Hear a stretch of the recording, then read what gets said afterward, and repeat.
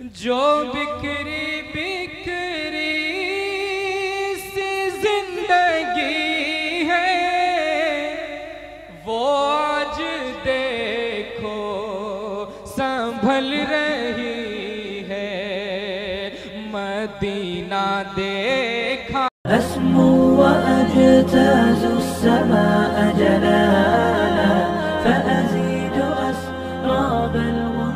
آئیے اس وقت زیادہ لفاظی نہیں کروں گا، لیکن اس وقت میں ایک چیز یہ بات بتاتا چلوں کہ ایک عظیم ہستی تک پہنچنے کی کوشش کر رہا ہوں اور ایک عظیم ہستی کے دل پہ دستک دینے کی کوشش کر رہا ہوں۔ وہ شخصیت تک اس وقت پہنچنے کی کوشش یوں کہہ لیا جائے بالکل ٹھراتے ہوئے وہاں تک پہنچ رہا ہوں۔ اس وقت میری زبانیں لڑکھڑا رہی ہے لیکن بالکل سنبھالتے ہوئے وہاں تک پہنچ کر ایک عظیم ہستی کے دل پہ دستک دینے کی کوشش کر رہا ہوں، جن کو آپ میدان خطابت کا شہسوار کہیے، جنہیں آپ میدان خطابت کا کلاکار کہیے۔ یقیناً یہ دعویٰ کاظمی ہے کہ اللہ تبارک و تعالیٰ نے ان کو ایسے ہنر سے نوازا ہے کہ اگر وہ مائک تھام لے تو بس چند منٹ کے اندر مجمع کو اپنا بنا لیتا ہے۔ میرے یارو آئیے ایسے عظیم ہستی سے آپ کی ملاقات کرواتا ہوں جو محتاج تعارف نہیں ہے، جن کا نام کا ڈنکا صرف کشمیر کے کنیا کماری سے لے کر کے یہ بنگال کے خالی تک کی محدود نہیں ہے، بلکہ جن کا نام کا ڈنکا ملک ہندوستان کے کونا کونا اور چمپا چمپا میں بج رہا ہے۔ آئیے ایسے ہستی سے آپ کی ملاقات کرواتا ہوں اور بلا کسی تمہید کو اس عظیم ہستی کے دل پہ دستک دینے کی کوشش کر رہا ہوں، لیکن اتنا تو ضرور کہتے چلوں کہ ابھی تک میں نے ہر شاعر اور ہر مقرر کو میں نے آپ کے حوالے کیا تھا، لیکن اس وقت پورے مجمع کو اس عظیم ہستی کے حوالے کر کے جانا چاہتا ہوں اور اس وقت میں اس عظیم ہستی کے حضور پہنچ کر کے دعوت سخن دے رہا ہوں اور گزارش کر رہا ہوں حضرت علامہ مولانا مفتی ممتاز عالم صاحب بانی محتمم مدرسہ فیض القرآن محمود چوک ٹھیکری باری سے۔ آئیے اس وقت حضرت والا سے ادباً گزارش کرتا ہوں کہ اب ڈائس پر تشریف لائیں،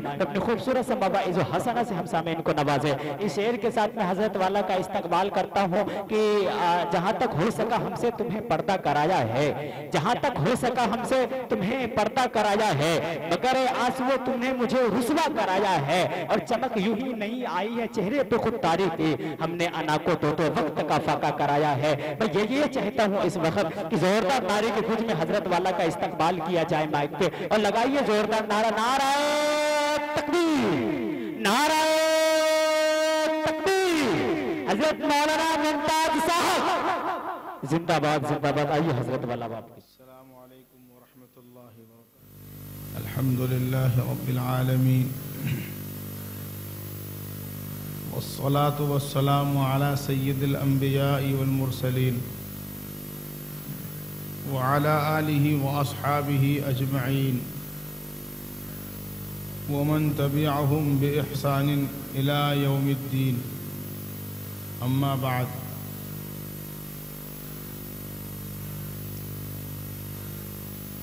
أعوذ بالله من الشيطان الرجيم، بسم الله الرحمن الرحيم۔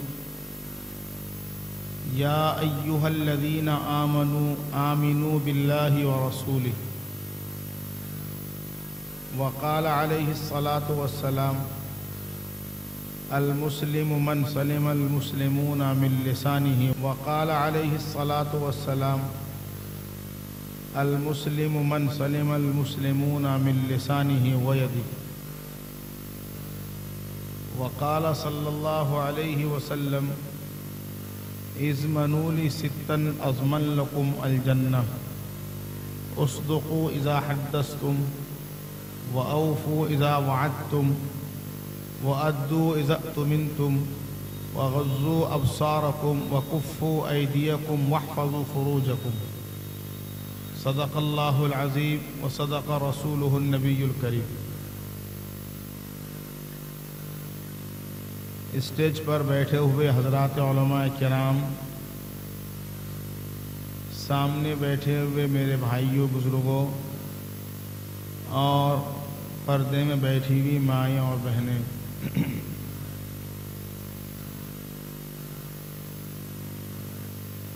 آج اس جلسے میں ہندوستانی نہیں بلکہ بیرون ہندوستان کے بھی انتہائی مائع ناز عالم دین تشریف فرما ہیں، جو ہمارے علاقے کے لیے ایک سعادت کی بات ہے کہ ایک نوخیز ادارے کی मेहनत में जो बच्चे या बच्चियाँ हाफिज़ कुरान हुई हैं उनकी दस्तारबंदी के लिए एक अजीम शख्सियत का इंतखाब हुआ है और उन्होंने दावत कबूल फरमाई है। इंशाअल्लाह ताला हज़रत के हाथ से बच्चों को दस्तार फजीलत दी जाएगी या दस्तार हिफ्ज़, और उन्हीं के ज़रिए से दुआ भी होगी। आप तमाम हजरात एहतमाम से आखिर तक बैठने की कोशिश कीजिएगा। हमारे पीछे बहुत से उलमा बैठे हुए हैं, खुसूसन हमारे इलाके के जय्यद आलिम दीन हज़रत मौलाना ग़ुलाम मुस्तफ़ा साहब वो तशरीफ़ फरमा है। अल्हम्दुलिल्लाह उनका बहुत ही बेहतरीन और पुरमग़ज़ और पुरनसीहत खिताब होता है। इस वक्त उन्हीं का बयान था। मैंने उनसे गुजारिश की कि हज़रत मुझ पर रहम कीजिए, मेरी सेहत ठीक नहीं है। पिछले 1-1.5 महीने से तकरीबन रोज़ाना ही 2-2, 3-3 प्रोग्राम होता है, और फिर 6 तारीख को ठिकरीवाड़े का प्रोग्राम भी है जिसमें आप सबको आना है इंशाअल्लाह ताला। दावत कबूल कीजिएगा आप लोग। इस मरतबा इतवार को है, दिन में है प्रोग्राम 9 बजे से लेकर ज़ोहर तक। तो चूँकि उस प्रोग्राम के लिए थोड़ी बहुत आवाज़ को ठीक रखना है, इसलिए मैंने मौलाना ग़ुलाम मुस्तफ़ा साहब से कहा कि 10-12 मिनट में सिर्फ बैठ के लोगों के सामने मुखातब हो जाऊंगा, फिर आप आ जाएं और स्टेज संभाल लीजिएगा। तो आज आप हज़रात के सामने कोई लंबी तकरीर नहीं करूंगा। इंशाअल्लाह मुस्तक़बिल में फिर मौका मिलेगा तो बात करेंगे। हाँ भाई गरम है।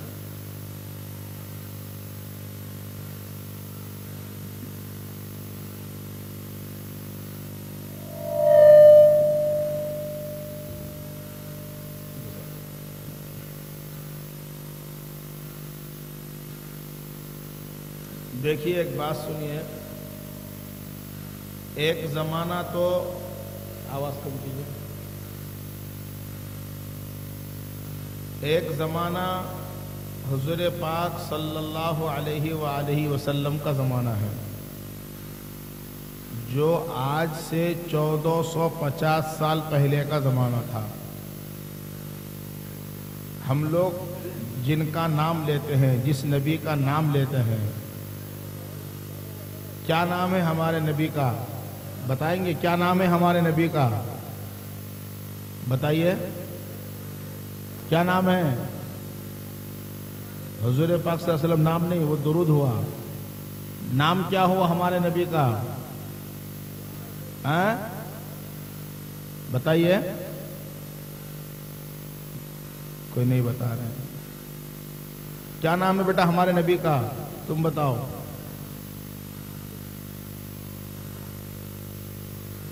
बेटा बताओ, नहीं मालूम है ना? अब आप देखो, एक कितनी मोटी सी बात है। अल्लाह और अल्लाह के रसूल का नाम नहीं मालूम है, मगर हम अगर एक छोटे छोटे बच्चों को भी हिंदुस्तान के गाने वालों का, फिल्म के लोगों का, क्रिकेटर लोगों का नाम पूछे तो बताएगा। तो जब हमारी नस्ल का ये हाल हो गया कि नबी का नाम तक नहीं मालूम है, तो नबी क्या बात बतलाते हैं और उस पर क्या अमल करना पड़ेगा और कैसे हम मुसलमान बनकर रहेंगे, ये तो बहुत दूर की बात हो गई। इसलिए कहा जाता है कि हर आदमी को दीन का इल्म हासिल करना ज़रूरी है और फ़र्ज़ है। आलिम और हाफिज बनने के लिए ज़रूरी और फ़र्ज़ नहीं कहा, ताकि मसला मुश्किल न हो जाए, लेकिन दीन का इतना इल्म कि जिससे आदमी सही मुसलमान बन जाए, इतना हर एक को सीखना लाजिम है। इसी वजह से ये जो तालीमुल इस्लाम है, दीनी तालीम है, छोटी छोटी किताबें हैं, दीन की बातें हैं, ये सब किताब सबको पढ़नी चाहिए। और अल्लाह का शुक्र है कि हमारे इलाके में हर गांव में अब तो अल्लाह ने मदरसे कायम कर दिए। पहले तो सिर्फ पामल हाट का मदरसा था पूरे इलाके में, ठिकरीवाड़ी का मदरसा तो बहुत बाद में हुआ, तेगरिया का मदरसा था, तेगरिया के मदरसे में दरगाह बस्ती वाले اور बड़ा गच वाले, छोटा पटना, लीलबाड़ी सब लोग जमा होते थे, जो पुराने लोगों को पता ही होगा। और बहुत से लोग इसमें से वाले साहब के पास पढ़ने वाले लोग होंगे। लेकिन अब तो अल्हम्दुलिल्लाह हर गांव में मदरसा है। इसलिए अपने बच्चों को कम से कम कुरान शरीफ तक, हर घर वाले अपने बच्चों को कुरान तक, यानी कायदा बगदादी और अम्मा पारा, उर्दू की पहली, उर्दू की दूसरी, दीनी तालीम, तालीमुल इस्लाम के 2-3 हिस्से कम से कम हर घर में हर बच्चों को पढ़ाइए। मेरी बात समझ में आ रही ना? पढ़ाने के बाद फिर थोड़ा सा स्कूल में पढ़ा दीजिए 6, 7, 8 क्लास तक। इतना पढ़ाने का फायदा ये होगा कि आपका बच्चा मुसलमान बन गया, मुसलमान बन गया। और दुनिया में चलने फिरने के लिए थोड़ा बहुत इंग्लिश चाहिए, वो भी सीख लिया, हिसाब भी सीख लिया। अब उसके बाद अगर आपको आलिम हाफिज बनाना है तो ठिकरीबाड़ी में दाखिल कर दीजिए, मास्टर बनाना है तो ठिकरीबाड़ी स्कूल में दाखिल कर दीजिए, नहीं तो उसको अब कहीं कमाने के लिए भेज दीजिए। लेकिन बच्चे को कमाने की मशीन बनाने से पहले, कमाने का जरिया बनाने से पहले उसको अच्छा मुसलमान बनाइए। बनाएंगे भाई? हमारी बात समझ रहे ना आप लोग? वरना एक बात मैं सुनाता हूँ, कुरान शरीफ में है, इन्नमा अमवालुकुम व औलादुकुम फितना। ये जो तुम्हारी औलाद हैं, बेटा बेटी सब, ये सब तुम्हारे लिए आजमाइश का जरिया है। ये अल्लाह ताला की दी हुई नेमत है बेटा बेटी। अल्लाह की नेमतों को अगर सही इस्तेमाल नहीं करेंगे तो यही बच्चे क़यामत के दिन अल्लाह ताला से डायरेक्ट आपकी शिकायत करेंगे। और बच्चे कहेंगे कि या अल्लाह, हमारे माँ बाप ने हमको कमाने का फैक्ट्री बनाया था, हमको दीन नहीं सिखलाया। अल्लाह अकबर। अभी कुरान शरीफ की आयत याद आई, 22 पारे में है, वो बच्चे अल्लाह से कहेंगे, वक़ालू रब्बना इन्ना अताअना सादतना व कुबराअना फ़अदल्लूना सबीला रब्बना आतिहिम दिअफ़ैन मिनल अज़ाबि वलअनहुम लअनन कबीरा। क्या बात!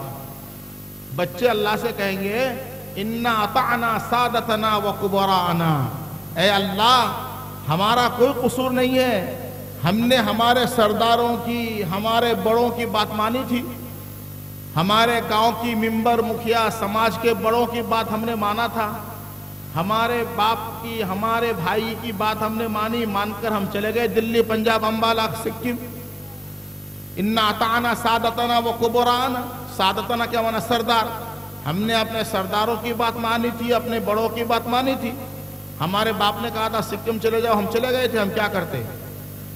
फ़अदल्लूना सबीला, हमारे माँ बाप ने हमको ईमान के रास्ते से बहका दिया था, हमारे माँ बाप ने हमको मस्जिद का रास्ता नहीं बतलाया था। इन्ना अताअना सादतना व कुबराअना फ़अदल्लूना सबीला, हमारे माँ बाप ने हमको मस्जिद का रास्ता बतलाया ही नहीं। लिहाजा अब क्या होगा? वो बच्चे अल्लाह से कहेंगे, रब्बना आतिहिम दिअफ़ैन मिनल अज़ाब, ऐ अल्लाह, आज हमारे माँ बाप को डबल अजाब दीजिए, डबल अजाब दीजिए। एक अजाब तो हमको गुमराह रखा, हमको पढ़ाया लिखाया नहीं, और ये खुद भी वो गुमराह है, तो उनका अपना अजाब दीजिए, और हमको जो गुमराह किया हमारा भी अजाब उनको दीजिए। रब्बना आतिहिम दिअफ़ैन मिनल अज़ाब। और अगला जुमला है, वलअनहुम लअनन कबीरा, और ऐ अल्लाह, आज आप अपनी रहमत से इनको दूर कर दीजिए कि हमारे माँ बाप ने हमको पढ़ाया लिखाया नहीं।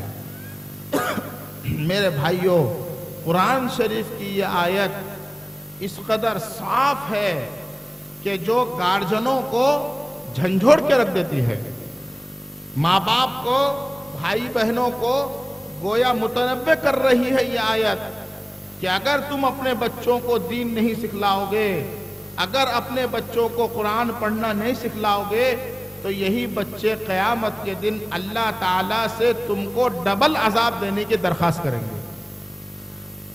تو بتائیے یہ کتنا آسان ہے۔ اپنے بچے 6-7 حدیث میں آتا ہے جب کسی کے گھر میں اولاد ہو تو 6-7 سال بننے کے بعد اس کو مدرسے میں ڈال دو، کسی مولانا کے پاس ڈال دو، اس کو اچھی طریقے سے پڑھاؤ لکھاؤ۔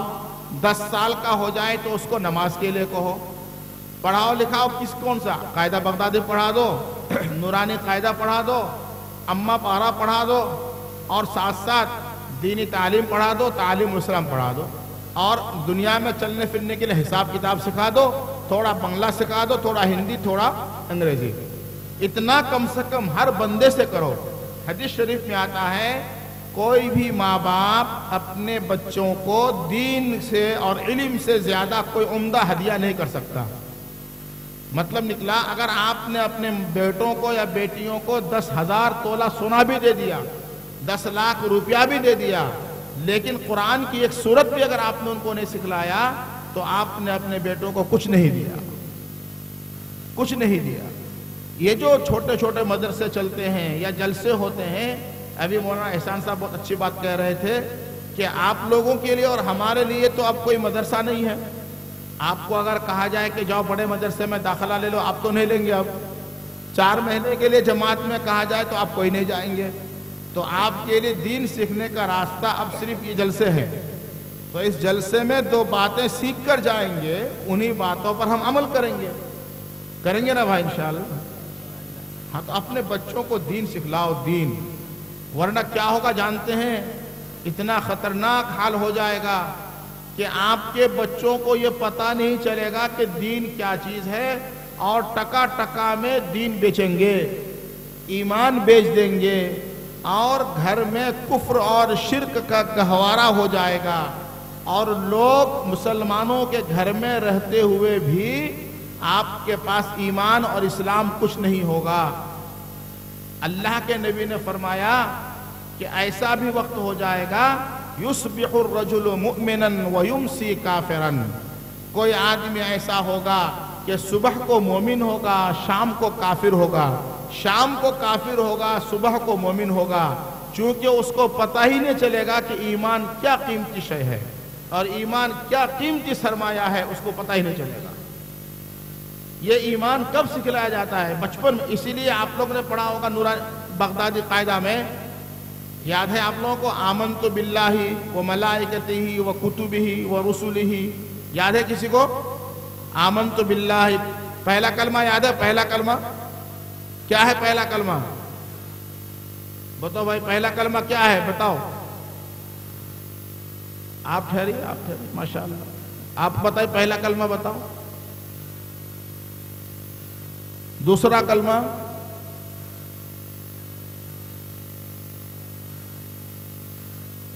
شاباش شاباش، آپ کو یاد ہے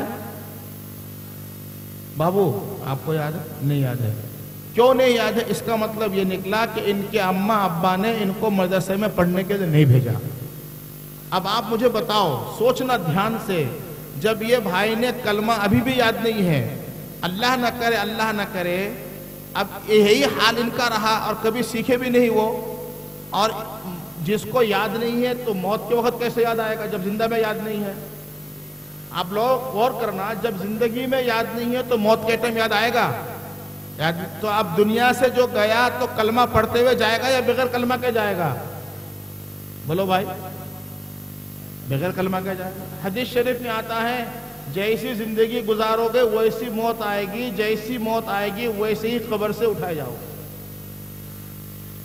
اگر زندگی بغیر ایمان کے، بغیر کلمہ کے گزری ہے تو ویسے ہی موت آئے گی۔ ہم کیا لمبی لمبی تقریر کریں میرے بھائی، یہ بنیادی باتیں ہمارے پاس نہیں ہیں۔ میں اگر 1 گھنٹہ 2 گھنٹہ یہاں بیٹھ کر دنیا کی کلکتے میں کیا ہو رہا ہے، ہندوستان میں کیا ہو رہا ہے اور فلاں ملک میں کیا ہو رہا ہے یہ بیان کروں، اور آخر میں اٹھ کر آپ سے بولوں کلمہ سناؤ، کلمہ یاد نہیں، تو 2 گھنٹہ کے تقریر کا میرا کیا فائدہ نکلے گا؟ بتائیے۔ آپ کو میں پوچھتا ہوں، بتاؤ بھائی، نماز کے لیے وضو فرض ہے، وضو میں کتنی چیزیں فرض ہے؟ اب یہاں اگر سب کو الگ الگ پوچھا جائے تو شاید جتنے لوگ اس میں سے 8-10 کو پتا ہوگا کہ وضو میں کتنا فرض ہے، غسل میں کتنا فرض ہے۔ جو لوگ شادی کر چکے ہیں اور میاں بیوی کا عمل ہوتا ہے، وہ صبح کو نہانے جاتے ہیں، ان کو پوچھو بھائی کتنی چیزیں غسل میں فرض ہے، اگر وہ نہیں ادا کیا تو غسل نہیں ہوگا، غسل نہیں ہوا تو آپ دن بھر ناپاک رہے، تو آپ دن بھر ناپاک رہے تو نماز بھی نہیں ہوگی، چل پھر رہے تو بھی گنہگار ہوں گے۔ یہ سب چھوٹی چھوٹی چیزیں ہیں۔ آج کل ماشاءاللہ بڑے بڑے شہروں میں اس طرح کی محنت شروع ہو گئی ہے کہ مدرسے کے بچے تو محنت کر ہی رہے ہیں، تعلیم بالغان، بالغ لوگ بھی تھوڑا وقت نکال کر پڑھتے ہیں، بوڑھے لوگ بھی نکال کر وقت پڑھتے ہیں، اور عورتیں بھی وقت نکال کر پڑھتی ہیں۔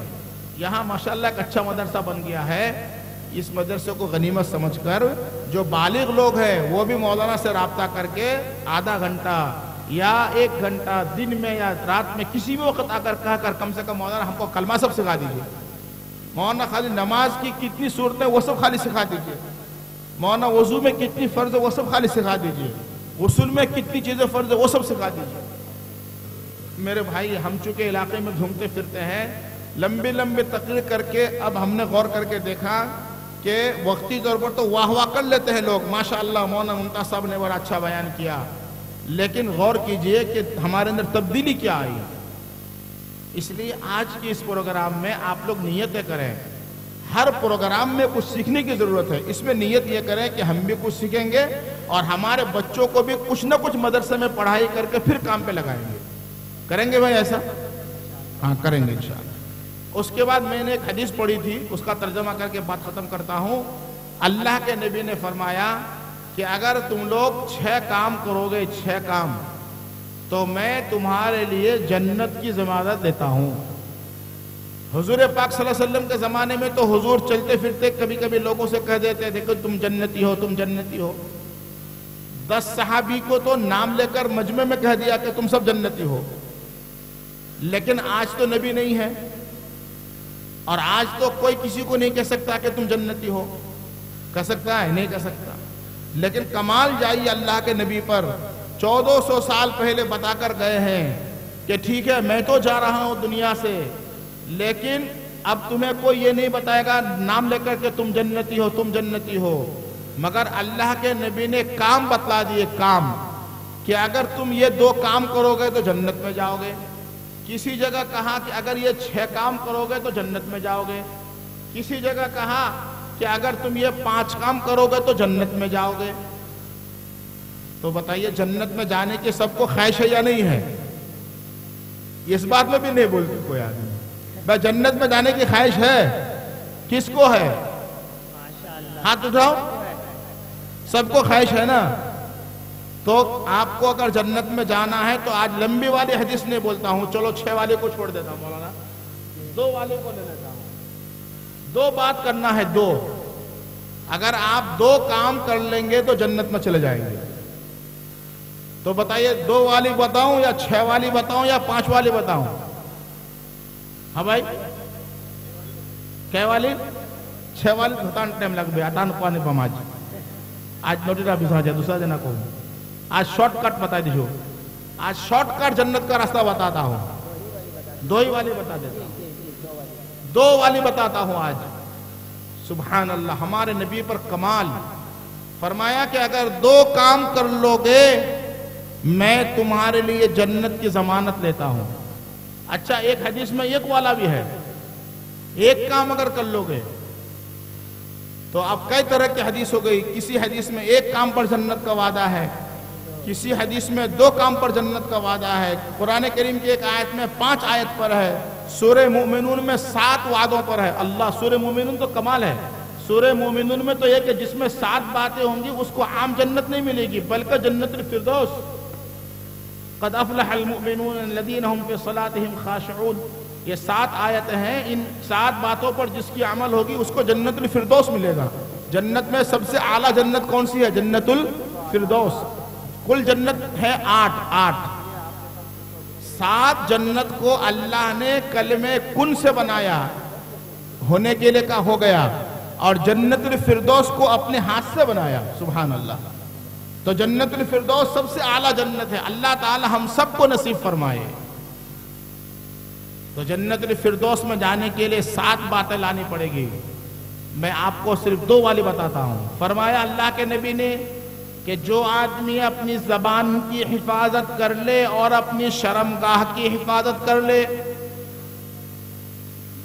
نمبر 1 زبان کی، نمبر 2 شرمگاہ کی، بس زبان کی حفاظت کر لو، شرمگاہ کی حفاظت کر لو، حضور نے فرمایا کہ وہ آدمی جنتی ہے۔ فرمایا کہ تم 2 چیز کی گارنٹی لے لو کہ 2 چیز کو صحیح استعمال کرو گے، نمبر 1 زبان، نمبر 2 شرمگاہ، انہی 2 کو صحیح استعمال کرو، بس جنت میں جاؤ گے۔ زبان کا مطلب کیا کہ جب بات بولو سچ بات بولو، جھوٹ مت بولو، غیبت مت کرو، چغل خوری مت کرو، کسی پر الزام مت لگاؤ، کسی کے بارے میں بدگمانی کی بات مت کرو، کسی کو خیر کے کام سے مت روکو، یہ سب زبان کا گناہ ہے۔ کسی کو گالی مت دو، حدیث شریف میں آتا ہے سباب المسلم فسوق، اچھی طرح سننا میرے بھائی، منہ سے کسی کو گالی دینا گناہ کبیرہ ہے، بڑا گناہ ہے۔ ہم لوگ بات بات میں کسی کو گالی دے دیتے ہیں، حد تو یہ ہے کہ بھائی بھائی کو بھی گالی دیتا ہے، آپس میں آپ لوگ چلتے ہیں گندی بات منہ سے نکال دیتے ہیں۔ یہ سب گندی بات منہ سے مت نکالو، یہ منہ اللہ کی ایک نعمت ہے، اور قرآن شریف میں زبان کا فارمولہ اللہ نے بہت اچھا پیش کیا۔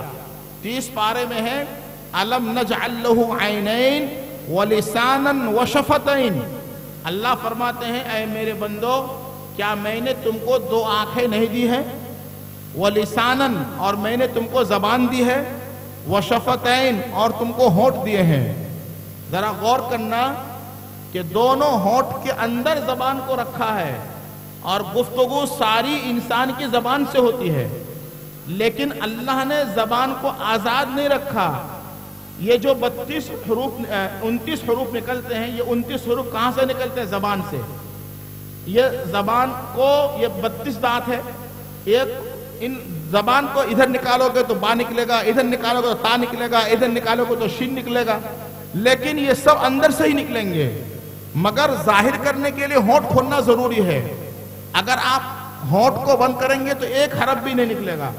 تو اللہ نے زبان سے پہلے ہونٹ دے کر یہ سمجھا دیا کہ تمہاری زبان بے قابو نہیں ہے، اگر کوئی بات غلط ہے تو زبان کو بند رکھو، ہونٹ بند رکھو، زبان اندر بند ہو جائے گی۔ یعنی کوئی آدمی یہ نہیں کہہ سکتا کہ مور مکھن تو قابو چھینی نکلے اچھے باقلا، یہ نہیں ہو سکتا۔ کیوں؟ اس لیے کہ آپ کی زبان کو کنٹرول کرنے کے لیے اللہ نے پہلے سے 2 ہونٹ دے دیے ہیں، وَلِسَانًا وَشَفَتَيْن۔ اس لیے فرماتے کہ پہلے تولو پھر بات کرو۔ ہمارے والد صاحب مجھے سناتے تھے، سمجھاتے تھے، کہتے تھے بیٹا بوجھیے کوریو کاج، کوریو بوجھیو نا، یعنی جو بات کہنا ہے پہلے تولو کہ یہ بات جو میں کہہ رہا ہوں یہ بات 10 آدمی کے سامنے کہہ سکوں گا یا نہیں۔ اگر یہ بات 10 آدمی کے سامنے بھی کہہ سکتا ہوں تو ایسی بات بولو، ورنہ مت بولو۔ مثلا مولانا غلام مصطفیٰ صاحب یہاں پر بیٹھے ہوئے ہیں، ان کے پاس جا کر حافظ مبارک صاحب میرے بارے میں شکایت کرے کہ مولانا ممتاز صاحب کے اندر یہ برائی ہے، ان کو جا کر کہہ دیا، تو ان کو بولنے کے ٹائم یہ سوچنا چاہیے کہ جو بات میں کہہ رہا ہوں 10 آدمی کے سامنے بھی وہ کہہ سکوں گا یا نہیں۔ عام طور پر چوری والی بات، چغل خوری والی بات آدمی چپکے کرتا ہے، 10 آدمی کے سامنے کرنے کی ہمت نہیں ہے، اسی کا نام گناہ ہے۔ یعنی جس بات کو تم چپکے سے کر سکتے ہو، ظاہر کر کے نہیں کر سکتے، اسی کا نام گناہ ہے۔ سماج کے اندر اسی گناہ میں لوگ مبتلا ہیں، اسی لیے اللہ کے نبی نے فرمایا المسلم من سلم المسلمون من لسانی و یدی، کہ بھئی کامل مسلمان وہ ہے کہ اس کی زبان سے بھی لوگوں کو تکلیف نہ ہو، محفوظ رہے، اور ہاتھ سے بھی محفوظ رہے۔ یہاں ایک سوال پیدا ہوتا ہے کہ بھئی ہاتھ سے محفوظ رکھنے کا مطلب یہ ہے کہ ہاتھ سے آدمی مارتا ہے، تو گویا کہ ہاتھ سے کسی کو مت مارو، ہاتھ سے اگر نہیں مارو گے تو کامل مسلمان ہو جاؤ گے۔ زبان سے محفوظ رہنے کا کیا مطلب؟ زبان سے تو کوئی کسی کو مارتا نہیں ہے، لیکن اللہ کے نبی فرماتے ہیں کہ مسلمان وہ ہے کہ اس کی زبان سے بھی لوگ محفوظ رہے. تو زبان سے محفوظ رہنے کا کیا مطلب ہے؟ ظاہر بات ہے کہ اس کا مطلب یہی ہے کہ زبان کے ذریعے سے کسی کو گالی مت دو، زبان کے ذریعے سے کسی کی چغلی مت کرو، زبان کے ذریعے سے کسی کی غیبت مت کرو، زبان کے ذریعے سے کسی پر طعنہ مت دو، زبان کے ذریعے سے کسی کی غیبت مت کرنے جاؤ. یہ سب کرو گے تو یہ سب زبان کا گناہ ہے. قرآن شریف میں ہے وَيْلٌ لِكُلِّ هُمَزَةٍ لُمَزَةٍ، ہلاکت ہے، تباہی ہے، بربادی ہے اس آدمی کے لیے جو لوگوں کو سامنے طعنہ دیتا ہے یا چغل خوری کرتا ہے. یہی سب گناہوں کی وجہ سے سماج میں لڑائیاں عام ہوتی ہے، ہوتا ہے نا، بدگمانی ہوتی ہے چغل خوری کی وجہ سے.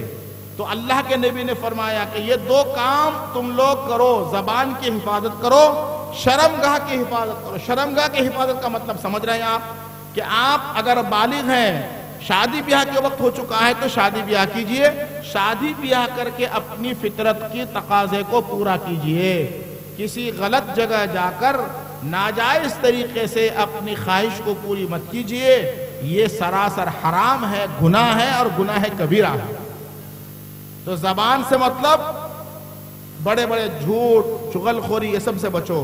شرمگاہ کا مطلب گناہ کبیرہ، زنا سے بچو. بتائیے ہم لوگ اپنی زبان کو جھوٹ سے بچائیں گے؟ بچائیں گے بھائی؟ چغل خوری سے بچائیں گے؟ غیبت سے بچائیں گے؟ کسی کے بارے میں کچھ بولنے کی ضرورت، اپنے کام سے کام رکھو، زیادہ تر خاموش رہو. ضرورت کی بات ہے تو بات کرو، ضرورت کی بات نہیں ہے تو بات کرو. حدیث میں ہے کہ جس کو بات کرنا ہو تو خیر کی بات کرے، اگر خیر کی بات نہ ہو تو وَلْيَسْكُتْ، خاموش رہے. ایسی بات مت کرو کہ جس بات کا تم کو بول کر شرمندہ ہونا پڑے، لوگوں کے سامنے ذلیل ہونا پڑے. ایک صاحب نے ایک آدمی کے پاس کچھ شکایت کر دی، اور جس کے پاس شکایت کیا وہ آ کر ان کو سنا دیا، اور وہ غلط بات تھی. یہ ہمارے ساتھ قصہ ہوا تھا. اس کو پکڑا گیا، کہنے لگا کہ اوہو مجھے تو معلوم نہیں تھا کہ وہ جا کر ان کو کہہ دے گا. تو ان کو کہا گیا کہ بھائی ایسی بات پھر آپ نے کہی کیوں کہ جس کے کہنے سے آپ پر مصیبت آئی؟ میری بات سمجھ میں آ رہی نا آپ کو؟ اس لیے ایسی باتیں ہی مت کہا کرو کہ جس بات کی وجہ سے آپ کو شرمندہ ہونا پڑے اور اس زبان کے بارے میں آپ کو جواب دینا پڑے. اللہ تبارک و تعالیٰ کی توفیق سے امید ہے کہ اگر ہم نے زبان کی حفاظت کر لی اور شرمگاہ کی حفاظت کر لی تو انشاءاللہ اللہ کے نبی نے فرمایا کہ میں اس کو جنت دلاؤں گا. تو ہم اللہ کے نبی پر بات بھروسہ کرتے ہیں اور بھروسہ کر کے یقین کرتے ہیں کہ انشاءاللہ اگر ہم زبان کی اور شرمگاہ کی حفاظت کر لیے تو ہم جنت میں جائیں گے. انشاءاللہ کریں گے بھائی. اللہ تعالیٰ مجھے بھی توفیق دے اور آپ کو بھی توفیق دے.